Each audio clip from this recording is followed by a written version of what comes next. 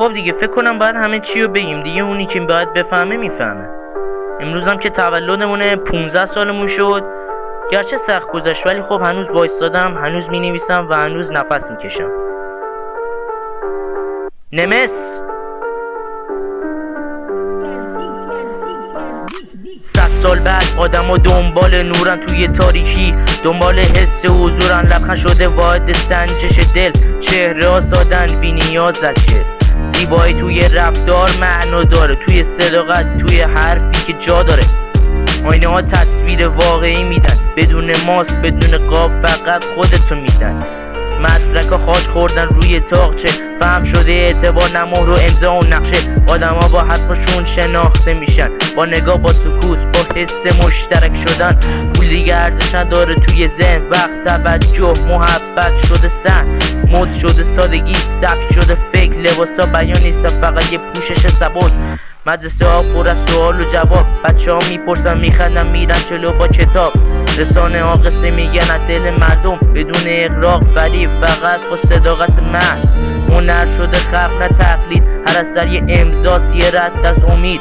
بیمارستان ها پر از عشق و توجه، درمان با دل انجام میشه نه با رابطه و تجمل. 100 سال بعد رو نمیبینی ولی از جا برخواب، نمیمیری اگه از خواب در روشن فکر کن، این یه فتوا سر.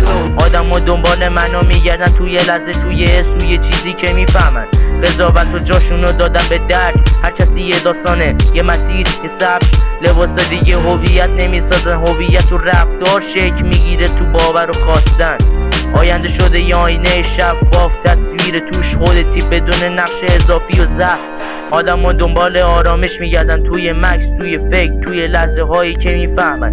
عشق شده بی قید، بی حد، احساس آزادن بدون ترس از رد. کتابا پر از تجربه نفسانه، هر صفحه یه زندگیه، یه مسیر، یه ترانه. آدم ها دنبال رشدن نه رقابت، همزیستی شده اصل نه برد و باخت و قضاوت.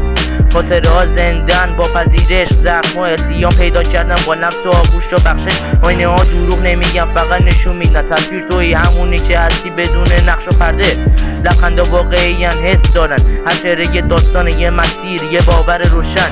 آدم ها دنبال حضورن نه نمایش، زندگی شده جریان نه صحنه یه تئاتر و آرایش. و اگه کسی بپرسه 100 سال بعد چه شکلیه، میگم یه بوم پر از رنگ، پر از حس، پر از خود تو. آدم ها دنبال لمس واقعیان، توی آغوش، توی نگاه، توی لحظه های بی ادعا. رنگ ها دیگه معنا پیدا کردن، هر طیف یه داستان، یه حس، یه خاطره، یه موندگار. لباس ها فقط پوشش شدن نه هویت، هویت تو رفتار شکل میگیره، تو باور و نیت. آینده شده یه مسیر روشن، پر از انتخاب، پر از تجربه، پر از فرصت تازه. کلمات بد دارن، سبک نیستن، هر جمله یه پنجره است تو به فهم و آگاه.